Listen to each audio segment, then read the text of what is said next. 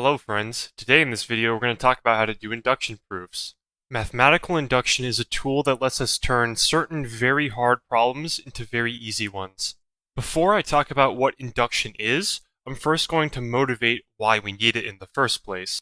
We're going to take a look at some harder problems that resist the techniques we applied in the last video. First, I just quickly want to mention a new definition. The proofs we're going to take a look at today are going to deal with the natural numbers. The natural numbers, which we denote with this fancy n, are just the basic counting numbers, 1, 2, 3, and so on. Notice that we don't consider 0 to be a natural number. There isn't any important reason why, it's just by convention. Depending on which textbook you read, some authors might consider 0 to be a natural number, others might not. It's simply a matter of preference. For my channel, I won't consider 0 to be a natural number, but if I ever need to talk about the natural numbers including 0, I'll write the fancy n with this 0 subscript. Also, as another side note, notice that the natural numbers are just the positive integers. Now that we got that out of the way, let's take a look at our first problem. For every natural number n, show that 7 to the power of n minus 4 to the power of n is divisible by 3. Or in other words, we can write 7 to the n minus 4 to the n as 3 times some integer k. We can try out the statement for small numbers and see that it works, but when we try to tackle the general case, we get stuck because we don't know where to begin. There is no obvious algebraic manipulation or trick with which we can pull out a 3. So where do we go from here? Instead of trying to solve the problem all at once, let's see if we can somehow make the problem slightly easier. So we try to do this, and after some algebra, we get the expression at the bottom. Now, how exactly has this made the problem easier? Well, on the right we have a multiple of 3, and on the left we have something that looks similar to our original expression, but the exponent is 1 less. If we could somehow pull a 3 out of the left term, we could pull a factor of 3 out of the whole expression, thus showing that 7 to the n minus 4 to the n is divisible by 3. So essentially, showing that the statement holds for n minus 1 would show that it also holds for n, but we can keep applying this process. If we showed that the statement holds for n minus 2, then that would show that the statement holds for n minus 1, and consequently for n as well. After continuing this, we see that in order to show that the statement holds for any n, we just have to show that it holds for 1, and indeed it does. Thus, it holds for all n. So, let's summarize what we just did. Our argument relied on showing two things. First, we had a way of making the problem easier. We showed that if the statement was true for n minus 1, then that would imply that the statement was true for n. This allows us to only need to consider the easiest case of the problem, n equals 1. And then the second thing we showed was that the statement was true for n equals 1. These two things combined show that the original statement is true for all n. As an example, let's consider the case that n equals 3. When we first started this problem, we had no idea how to pull a factor of 3 out of an expression like this. But using the arguments we used to prove statements 1 and 2, we see that we now have a way to pull a factor of 3 out of this expression. As you've probably guessed by now, the technique we use to solve this problem is induction. Induction can be used to help prove statements p of n about the natural numbers. To use induction, we have to show two things. First, we have to show that being able to solve a slightly easier problem allows us to obtain a solution for the harder problem. Or in other words, being able to prove the n-1 case gives us a way to prove the n case. And two, we just need to show that the statement is true for a small enough natural number s. We almost always set s equal to 1 because usually this is when the statement p of n is easiest to prove. Induction is just then the observation that we can chain statement 1 to statement 2 over and over again. And then we can show that the statement p of n is true for all natural numbers greater than s. Another reason why we usually set s equal to 1 is because then we can use induction to show that the statement p of n is true for all natural numbers. Let's take a look at another problem. For all natural numbers n, show that this equation holds, where r is any number that isn't 1. The reason r can't be 1 is because this would cause us to divide by 0 on the right side of the equation. The first step is to show that knowing that the n-1 case is true lets us know that the n case is true. So we assume that the n-1 case is true and that the following equation holds. And now we have to consider the n case, and we need to show that the left side of the equation equals the right side. Using our assumption, we can re-express the terms up until r to the n minus 1, substituting it for 1 minus r to the n divided by 1 minus r.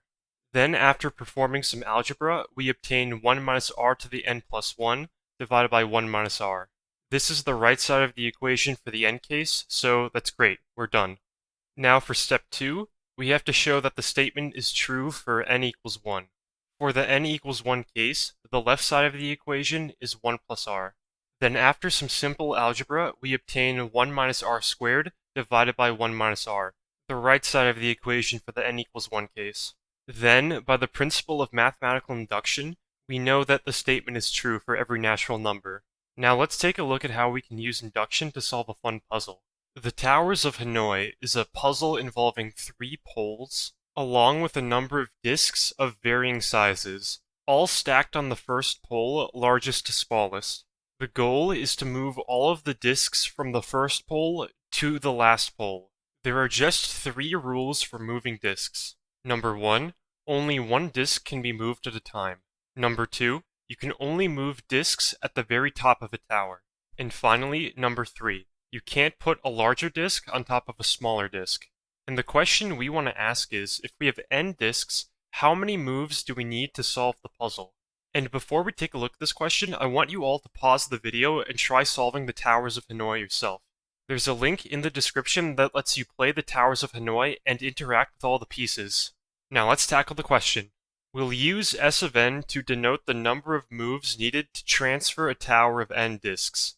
For example, with 1 disk, we'll need 1 move to transfer this tower. If we have 2 disks, we'll need 3 moves to transfer this tower. Now what about a general tower of n disks? We first need to move every disk except for the bottommost disk from the first pole onto the second pole, which will take S of n minus 1 steps. Because this is just the same as the original Towers of Hanoi problem, but with 1 less disk. The next step is to remove the remaining disk from the first pole and move it onto the third pole. Finally, we have to move the tower on the second pole onto the third pole, which will again take S of n minus 1 steps. We have now obtained what's called a recurrence relation, where we see that the number of steps needed to move a tower of n disks is twice the number of steps needed to move a tower of n minus 1 disks plus 1. But the problem with recurrence relations like this is that in order to figure out what S of n is, we first need to figure out what S of n minus 1 is. We want to get a formula that tells us what S of n is directly. So we write out the first few elements of the sequence, and we hope to find a pattern. So we do that, and it seems like that powers of 2 are being added at each step. So now we have a hypothesis that S of n is given by the sum of powers of 2 up until 2 to the power of n minus 1. Let's see if we can use induction to prove our hypothesis. The first step is to show that if our formula is true for S of n minus 1, then it must also be true for S of n. We begin by considering S of n, and then using our recurrence relation, we can write this out as 2s of n minus 1 plus 1. But since we assume that the formula holds for S of n minus 1, we can rewrite this as shown. And we're able to obtain the correct formula for the n case, so that's great. We're done with the first step. Step 2 is to show that the formula holds for S of 1. And we know that it takes 1 move to solve the Tower of Hanoi with 1 disk. And we can rewrite this as 2 to the 1 minus 1, the correct formula for the 1 case. So we're done with step 2. Thus, through mathematical induction, we see that we can write S of n as the sum of powers of 2, up to 2 to the power of n minus 1. But using the results from problem 2, we can rewrite this as 1 minus 2 to the n minus 1 plus 1, all over 1 minus 2. And after simplifying, we obtain our final answer, that the number of steps needed to solve the Tower of Hanoi with n disks is 2 to the n minus 1. Fun fact, if you tried playing the Towers of Hanoi with 25 disks and you made 1 move a second, it would take over a year for you to complete the puzzle. Next, I like to bring up an example that showcases how people can often misuse induction. Consider the statement, for every natural number n squared plus 3n plus 5 is even. This is clearly not true, because if you even check n equals 1, 9 is clearly not even. Even though this statement is totally wrong, it's possible to trick yourself into thinking it's true if you misuse induction. For example, let's see what happens when we try performing step 1 of induction. We first assume that the statement is true for n-1. That is, the statement is even for the n-1 case. And now we consider the n case, n squared plus 3n plus 5. And then after some algebra, we're able to pull out a factor of 2, thus showing that if the expression is even for n-1, then it must also be even for n. So, does this mean that n squared plus 3n plus 5 is always even? No, it's because we forgot about step 2. In order to complete step 2, we would have to show that the original statement is true for some sufficiently small s. But it turns out, no matter how hard we look, the statement isn't true for any s. In fact, we saw earlier that it wasn't even true for n equals 1. This is the important lesson about induction. Even though we can use step 1 of induction to reduce a hard problem into an easier one, we still have to be sure that the easier problem is possible to solve. So in every induction proof, make sure that you always do steps 1 and 2. No cutting corners. Also, in case you're curious, we can actually show that n squared plus 3n plus 5 is odd for all n. We can do this using the same style of proof discussed in the last video. Finally, I want to talk about an even stronger version of induction called, you guessed it, strong induction. Now, what's the idea behind strong induction? Well, the idea behind normal induction was that we could use the statement p of n-1 to help prove the statement p of n. With strong induction, we just go one step further, and we use every statement up until p of n-1 to help prove p of n. Step 1 of strong induction looks almost identical to step 1 of normal induction, except now we're allowed to make more assumptions, which will hopefully make proving p of n easier. In step 2, we again have to show that p of s is true for some sufficiently small s. But this might not be good enough. We might also have to manually prove statements like p of s plus 1 or p of s plus 2, depending on how we made our argument in step 1. For example, if we used the assumption that p of n-2 is true in step 1, then we couldn't use step 1 to prove that a statement like p of 2 is true, because this would require knowing that p of 0 is true. This is problematic because we don't consider 0 to be a natural number, and the statement p of 0 might not even be true. Thus, we just have to prove p of 2 by hand. Anyways, let's now take a look at a problem that'll show how strong induction can be useful. We need to show that every natural number greater than or equal to 8 can be expressed as multiples of 3 and 5. Or in other words, n equals 3x plus 5y, where x and y are non-negative integers. And recall that the non-negative integers are the natural numbers including 0. We can actually solve this problem using normal induction, but the argument ends up being a bit messy. We'll first solve this problem using normal induction, and then later we'll get a much cleaner argument when we use strong induction. So the first step of normal induction is to show how p of n-1 can help us prove p of n. So we assume that it's true for n-1, that n-1 can be written as 3x1 plus 5y1, where x1 and y1 are some non-negative integers.